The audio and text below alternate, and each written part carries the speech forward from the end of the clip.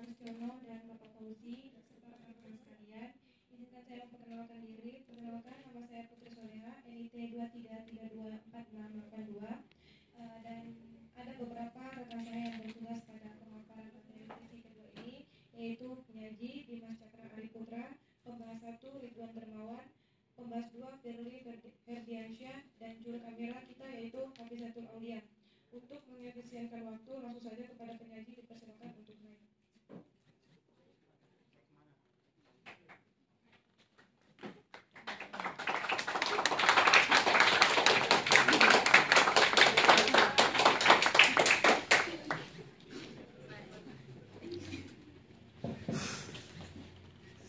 Assalamualaikum warahmatullahi wabarakatuh.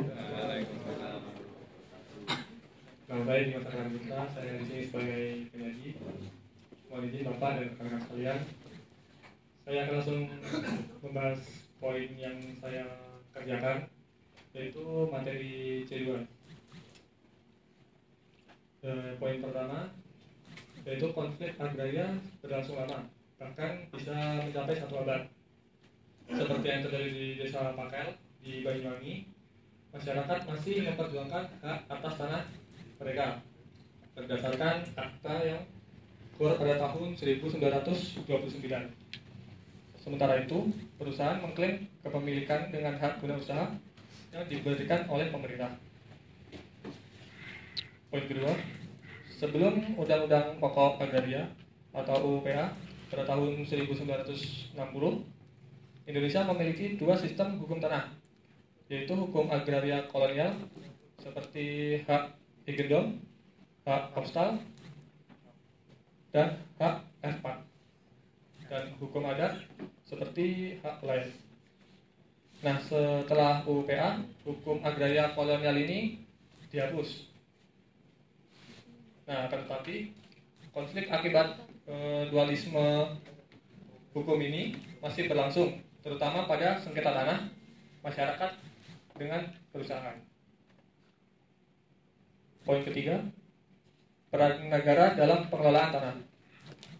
Nah, pemerintah memiliki wewenang dalam redistribusi tanah melalui reforma agraria. Tetapi sering terjadi tumpang tindih kebijakan antara perhutani, BPN, dan pemerintah daerah. Hal ini mempersulit masyarakat dalam mendapatkan hak mereka atas tanah. Untuk poin keempat, perusahaan perkebunan sering mendapatkan hak guna usaha dari pemerintah. Nah, meskipun masyarakat telah lama mengelola lahan tersebut, selain itu perhutani juga sering terlibat dalam konflik karena mengklaim tanah yang dikelola masyarakat sebagai kawasan hutan negara. Poin kelima, ketimpangan penguasaan tanah di Indonesia. Nah, reforma agraria ini bertujuan untuk mengurangi ketimpangan kepemilikan tanah.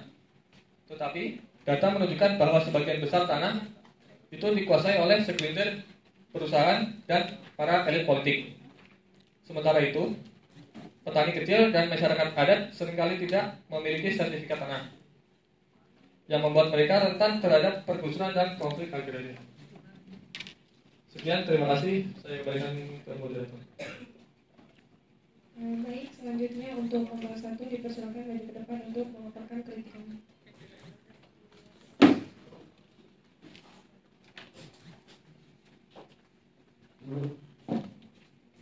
Terima kasih moderator atas kesempatan yang diberikan.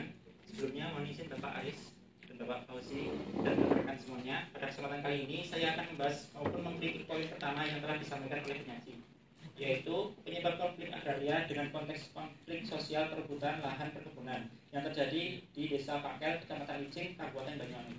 Yang pertama, tumpang tindih kepemilikan tanah di Desa Pakel.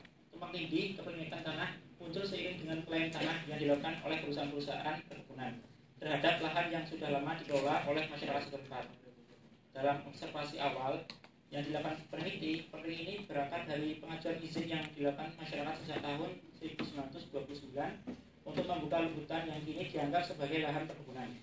Ketidakjelasan dan tumpang tindih ini memicu pertikaian yang sangat merugikan pihak masyarakat yang merasa hak-haknya diabaikan.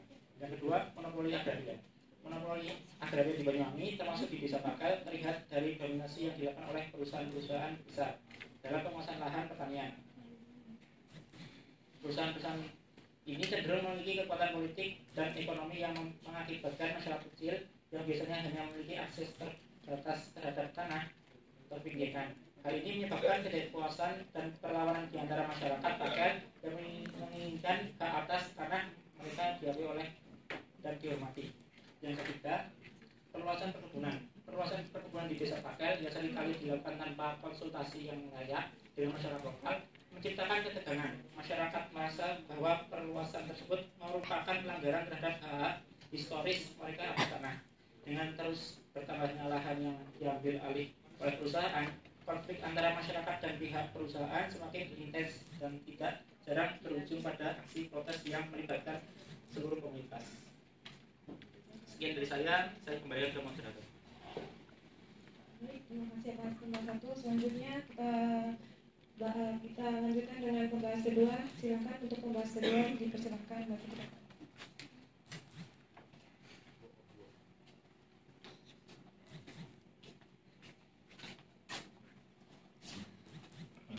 Terima kasih kepada moderator. Mohon izin Bapak, mohon izin rekan-rekan sekalian. Di sini saya tertarik pada poin yang ketiga dari penyaji, yaitu mengenai peran negara dalam pengelolaan tanah. Peran negara dalam pengelolaan tanah, negara memiliki peran utama dalam mengelola dan mendistribusikan tanah melalui kebijakan reforma agraria. Namun dalam praktiknya sering terjadi tumpang tindih kewenangan antara berbagai lembaga seperti Perhutani, BPN, dan Perda. Hal ini menyebabkan masyarakat kesulitan dalam memperoleh hak atas tanah yang mereka tempati. Nah, salah satu contoh nyatanya pada kasus yang terdapat di materi 2, yaitu konflik di Desa Pakel, Banyuwangi, di mana masyarakat memiliki klaim berdasarkan Akta 1929, tapi pemerintah tetap memberikan hak guna usaha kepada perusahaan. Kurangnya koordinasi antara lembaga dan lemahnya perlindungan hukum bagi masyarakat menjadi faktor utama yang memperparah ketidakadilan dalam pengelolaan tanah. Oleh karena itu diperlukan informasi birokrasi dan sistem agraria yang lebih transparan dan berpihak pada kesejahteraan rakyat. Nah, sebagai solusinya, pemerintah harus lebih serius dalam menjalankan reforma agraria dengan pendekatan yang berpihak kepada masyarakat kecil. Perlu ada sinergi antara lembaga untuk menghindari tumpang tindih kebijakan serta reformasi dalam sistem pemberian HGU agar tidak hanya menguntungkan perusahaan besar.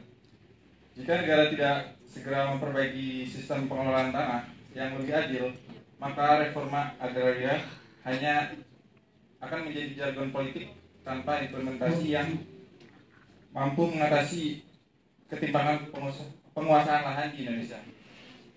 Sekian, terima kasih. Saya kembalikan kepada moderator. Baik, terima kasih atas pembahasan kedua. Baik, saya serahkan kepada penyaji untuk membahas tentang untuk menjawab pembahasan 1 dan pembahasan 2. Oke, pertama saya akan memberikan tanggapan kepada pembahasan 1, yaitu Mas Ridwan.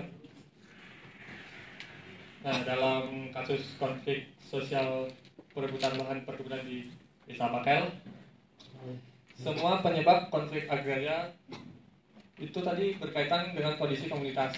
Nah, tantangan untuk mencapai resolusi damai dalam konflik itu bisa dibilang sangatlah kompleks ya, dan memerlukan pendekatan yang menyeluruh dan berfokus pada pengakuan hak masyarakat dan melibatkan mereka yang dalam proses pengambilan keputusan itu, dan dialog dan mediasi antara perusahaan, pemerintah, dan masyarakat merupakan kunci untuk mengurangi ketegangan dan menciptakan solusi yang adil dan berkelanjutan.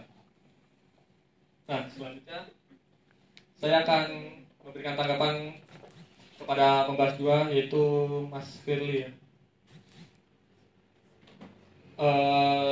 Sebagai solusi Nah itu pemerintah dia harus lebih serius dalam menjalankan reforma agraria dengan pendekatan yang berpihak kepada masyarakat yang kecil.